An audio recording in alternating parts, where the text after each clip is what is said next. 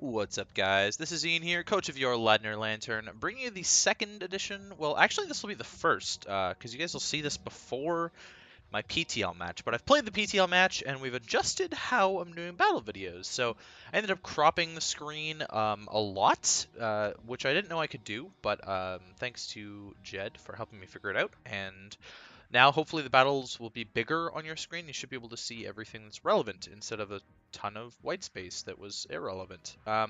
Yeah, so we're taking on my good pal Austin. He is the Season 2 champion in the NCL, and he's the Atlanta Staraptors. We've played him many, many times. If you guys watch any of my battles, basically, then you'll know who Austin is, essentially. So, yeah, Austin's a good battler. We are... I mean, we've played a lot of times. I've lost a few times. Some of them we don't count, and some of them we do count. So, actually, maybe I've only lost once then. I don't know. Realistically, in our overall record, it's like 7-0 in my favor. Just without the ones that we don't count because of memes and etc. etc. So, yeah, historically we've beaten him, and that's mainly comes down to just how our playstyles match up, I think. He has a very aggressive playstyle, and I have a very... I don't know what to call it. He has a really aggressive playstyle that I can play well against. I think that I've adapted into playing well against that playstyle from playing against... from doing so many mock battles against Eco, and Eco pulls a lot of aggressive doubles. That's a lot like Austin's... playstyle as well. So, yeah, let's run through his team. He has Salamence, Rotom-Wash, Nidoqueen, Incineroar, Uxie, Armaldo, Mega Mawile, Virizion, Weavile, Hitmontop, and Roserade. I overprepped for the Mega Mawile, which didn't even show up. I'm actually a little bit surprised because it sort of ran through a lot of my threats, but he told me we were in voice call when we were doing this, and he said, "Oh, I knew you would bring defensive Entei for Mega Mawile," and I'm like, "Wow, he figured me out already. Wow, amazing." Nidoqueen and Incineroar I felt were the biggest problems for my team, so luckily Nidoqueen didn't even come.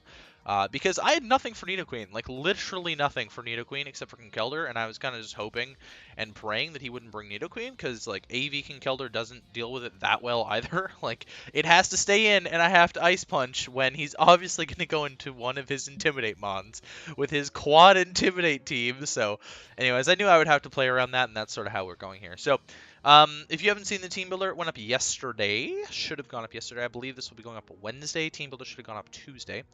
So, I will run through the team really quickly here. I am a speedy Rocky Helmet Tornadus with U-Turn, Taunt, Heat Wave, Knockoff, speedy Max HP, and then I think I'm running Defensive Investment. So I'm not running any offense, but I'm just running like physically defensive. Whimsicott, I am specially defensive, but I'm Sub-Seed Moonblast Defog, so realistically I should be able to get a Moonblast off behind a sub, and I can Sub-Seed on anything not his Dark types. Unfortunately, he brought both of them, so that strat is a little bit cucked. Obviously, I couldn't Sub-Seed on his Grass types either, but he didn't bring either of the Grass types, so it doesn't matter. Entei, I am physically defensive. I have... Actually, what is my set? Grassy MZ, I know that. I'm Grassy MZ Solar Beam with Flamethrower Toxic, and then I can't remember the last move. Let me look this up, because that's important. I don't remember what the last move is, and it might be relevant. Entei. Rest. It's Rest. Okay, so I wanted some recovery on the set, and I'm running Heal Bell on the Diancie, which is what we'll get to next to counteract the rest there. So Diancie is a mixed defensive Diancie, but I'm running a very specific amount of investment. So I'm running max HP with enough Spadef investment to live non-invested Bold Nidoqueen Earth Power. So I'll live 2 Earth Powers from uninvested Bold Nidoqueen. Like just a regular defensive Nidoqueen with no Life Orb and no boosting nature. That's the hits that I'm living. I'm living 2 Earth Powers. It wasn't worth... I could have lived up to Modest. No investment, no item. But it wasn't worth all the special defense investment. And we'll see that it's going to end up paying off this game. I'm also running a tiny bit of speed on the DNC to outrun Mega Mawile. And then in theory I should 3-shot it with Earth Power. So... as long as it switches in on, like, I get 1 Earth Power off, and then later on it switches in on the Earth Power, and then I can outspeed it and Earth Powered again. That also has Rocks and Moonblast on there. Pretty clutch. Conk, I just slapped an AV on because I was running 4 attacks, and I'm running a tiny bit of speed. Again, that's for the Armaldo because it speed tied with me otherwise. Mach Punch, Drain Punch, Ice Punch, Knockoff. Mach Punch always threatens the Weavile because it's 4 times weak, so unless he's Chop Berry or Focus Sash, Mach Punch is a really good way to revenge it, and it's a huge threat to my team. It can also revenge kill the Incineroar really easily, and it deals with the Salamence to an extent as well. And then last but not least, I'm bringing Mega Latios with ReFlEcT type, Roost, Earthquake, and Psychic. Really awkward set, especially because Mega Mawile didn't come. But the idea is that I just ReFlEcT type on the Mega Mawile while he Sucker Punches or something like that, or clicks Play Rough, and if he clicks Play Rough, then obviously I'm living the hit like hella. And Earthquake can deal with the Mega Mawile, the Incineroar, and the Weavile, and then I have Psychic for everything else essentially. So the idea was to cycle between ReFlEcT typing the Incineroar and the Mega Mawile, and honestly just keeping the Incineroar is fine in most cases, although the Hitmontop came, so it's not really fine because I have to change typings for the close combat there. Yeah, so that's the team, and let's hop right into things. I'm just going to lead with the Whimsicott because I'm thinking Uxie Rotom lead make the most sense to me, and if Incineroar leads, I can just go hard into Tornadus and get some Rocky Helmet chip on it, or Diancie. Get up rocks afterwards, so yikes. So we're going to see the Rotom, as I'm just going to sub up turn 1. I'm sure he was afraid of the grass move, but I'm just going to click Leech Seed on this Uxie, wear it down as he's going to get up, he's going to break my sub with Psyshock. Uninvested Psyshock is a roll to break my sub, but it's a roll in his favor. I'm just going to sub this time on his U-turn, which is not going to break my sub. And then Incineroar gets to come in, and I get some free chip on the Incineroar. Yay! And it's doing nothing because he's Salt Fest, obviously. And obviously that U-turn is going to break my sub, and then Weavile comes in and threatens me out. So we've done a little bit of chip now to the Uxie and a little bit of chip to the Incineroar. Not super worth it. But overall, chip on the Incineroar is what I need the most. And chip on the Uxie is definitely helpful as well because I don't have a great way to beat Uxie. Like, I'm running knockoff on Torn and knockoff on Conk, and that's it. So, yeah, it'd be great to get chip on the Uxie for sure. I have to switch out on the Weavile here. It's very obvious, but Entei is my switch-in, so, and Mawile didn't come, so Entei is a very reliable switch-in every single time to this. And knockoff, you can see that's doing Jolly band damage, and he finds out that I'm Z-move right there.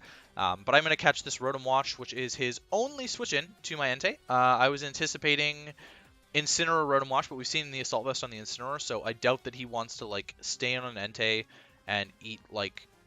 I'm sure when he saw Z-move, I'm sure he was really skeptical of me being ground EMZ to deal with the Incineroar. But I'm just going to be able to get the Toxic off on the Rotom-Wash here. And if he's a standard physically defensive Rotom-Wash, then Z Solar Beam is doing up to 94%. So I need to chip this thing a little bit more. Rocks would put it in range 100% of my Z Solar Beam being able to kill it the next time it switches in. But for now, I'm not going to let on that I'm Z Solar Beam, and I'm just going to swap out into my Whimsicott as he's going to get a free Volt Switch off. Obviously, it's doing nothing to my Whimsicott. I sponged that very easily, but Incineroar comes in and now threatens me out.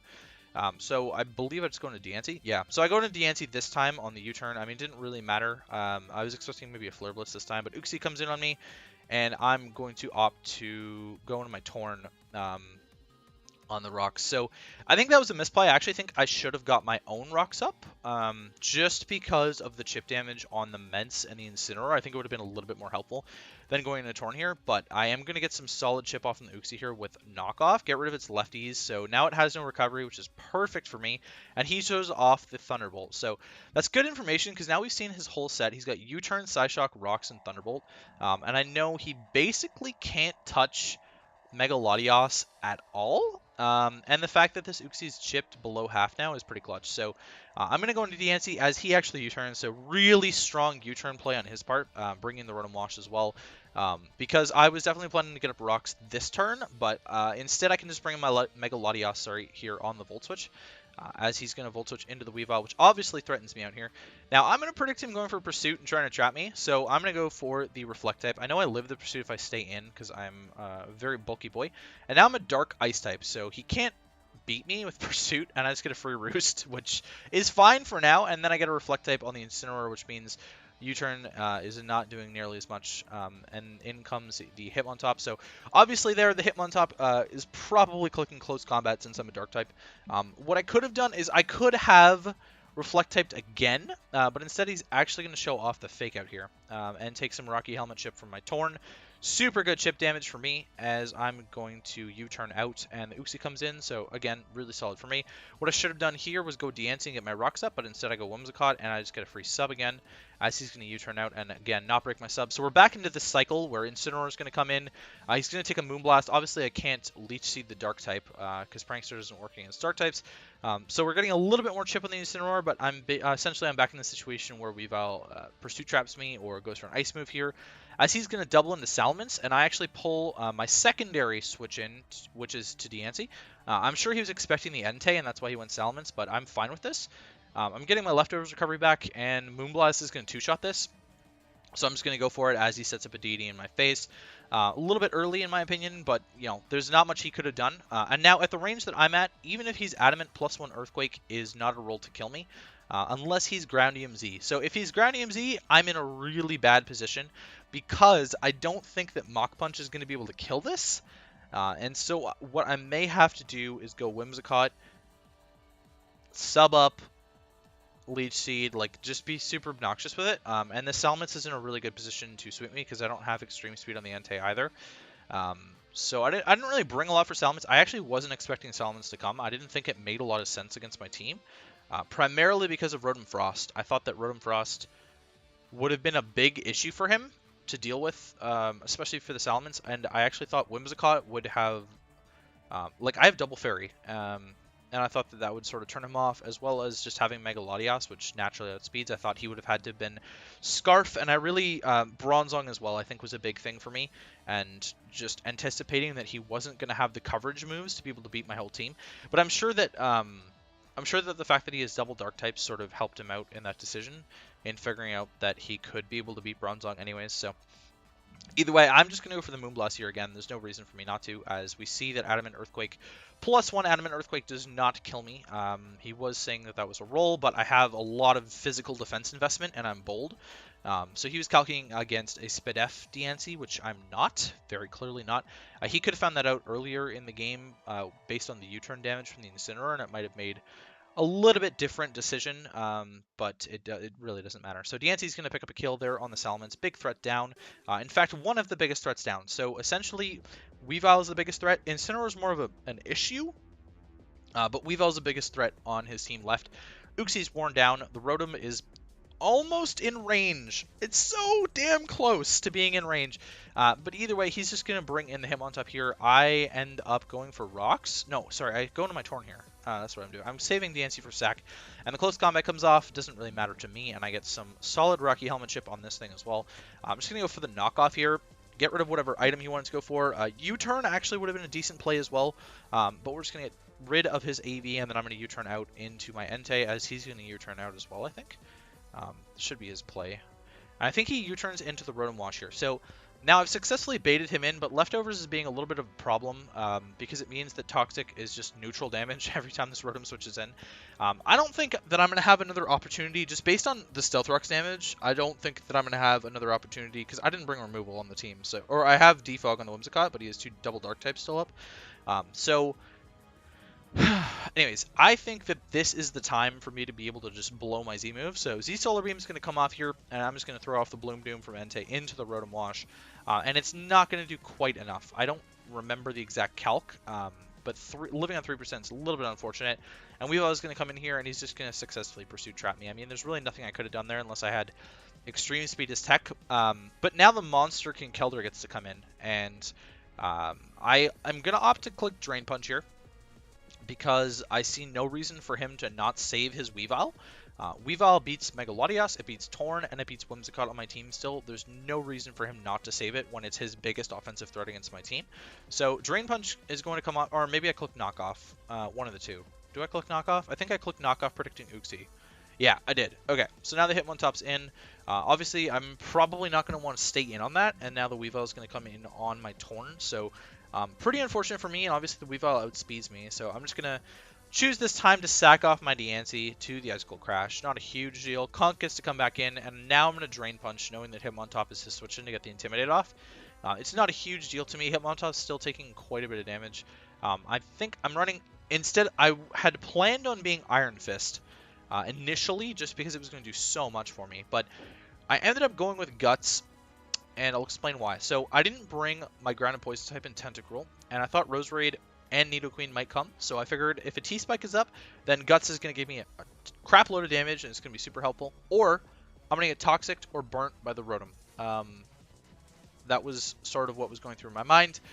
Toxic by the Uxie, Thunder Wave by the Uxie, whatever. I thought he would pack some status to deal with my conk, or at least like catch a Toxic for Mega Latios or something like that, right? Unfortunately, that's not the case, and so Guts is like completely worthless, and I just should have been Iron Fist this game, because that Hitmontop would have just died to 2 Drain Punches instead of living and being able to take 2 again. But this time I'm just going to click Drain Punch anyways, because I don't really give a crap about what the Hitmontop does. And I think he's going to pull a cheeky double into the Weavile again anyways, so I'm just going to Drain Punch to try and catch it, and we're just going to pick off the Rotom, however low it is. So that's part of his Volt turn down, and now Uxie's going to come in, and I go into my Mega Lati. Really no reason not to, as we eat that Psyshock for breakfast. And I think I just go... Yeah, okay, so I go right back into my conk, predicting the Incineroar to come in. So it really didn't matter if it was Incineroar or Weavile coming in. My conk is definitely the 100% the best play here, as I just get to fire off a big Drain Punch, and Hitmontop's going to come in. Obviously, it's not going to want to eat this Drain Punch, and then it's not going to want it to eat another Drain Punch, but realistically, Mega Latios is my switch in 100% of the time on the Fake Out. I mean, I also, alternatively, I could have gone Torn there and just killed it, but we're just going to eat the Bullet Punch and kill it with the Earthquake. So I was predicting one of his Dark types to switch in because the Psychic move seemed so obvious. It seemed so obvious to me, at least, but in comes the Weavile, and I'm just going to click... I actually clicked Roost because I thought that he would Pursuit Trap me, but Ice Shard was a really good play. Trying to get some damage on the Conkeldurr. I was fine with Mega Latios going down at that point. It really didn't matter to me. I actually think that was a choke, and I think I should have roosted. Sorry, I think I should have switched into the conk. Because I do think that that was a choke. Mega Latios definitely could have set up a ReFlEcT type on the Incineroar.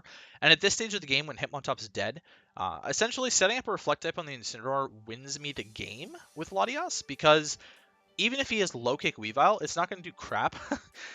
Like Superpower, Incineroar is not going to do crap, and Earthquake doesn't even touch me because I still have Levitate. Even though I copied the typing, I still have Levitate. So realistically, I think that was a big choke, and I think I could have won this game 4-0 had I swapped out the Mega Latios there. But it was a 50-50, right? So he was like either clicking Pursuit or he was clicking another move, and I figured Pursuit was the most likely scenario just to be able to kill me. But Ice Shard was a good read on his part, and had he clicked Pursuit, obviously I would have been I would have died either way because I was so low. But I did click Roost that turn in case he ended up choking or doubling or something. Yeah, it doesn't really matter. Conk comes in and it clicks Drain Punch for free. Incineroar is going to come in and intimidate me, which is a little bit crappy, but we get the big Drain Punch off on the Incineroar. And then Uxie's going to come in this time, and it's not living a knockoff from this range, even at -1. Psyshock damage doesn't put me in range of a Weavile hit either, because of Conk's good bulk, but I was doing the calc on Mach Punch, and I saw that at -1, this is potentially a roll, depending on how much HP he has, and I don't really want to risk that. So, because if I Mach Punch and then he Ice Shards twice, then I'm in a bad spot. So, excuse me, I'm going to opt to go into my Torn to sack it off, essentially, and I think maybe I can live a hit. He misses the Icicle Crash, doesn't matter. I'm just going to opt to sack off my Whimsicott instead. I think Torn's done a good job this game, and Whimsicott kind of hasn't, so we'll sack that off, and then come back in with my neutral attack conk, where this isn't a roll. The Mach Punch is never a roll, and Ice Shard was still not killing me. So we do pick up the 2-0 win over Austin and the Atlanta Staraptors. I'm a little bit disappointed in how I played with the Mega Latios set, because I think it was a very good tech set to be able to beat his team. Not seeing the Nidoqueen and not seeing the Mega Mawile, sort of, I had to adapt on the fly to that. I figured I'd prepped so hard for Mega Mawile and not at all for Nidoqueen. But the Incineroar Weavile combo, essentially like the Rotom-Wash Incineroar cycle and the Rotom-Wash Incineroar and Uxie cycle was just like super obnoxious to play against. And now I know exactly how people felt against me in Season 1 when I was doing that to them with Mega Beedrill, Hydreigon, and Darmanitan and Rotom-Mow.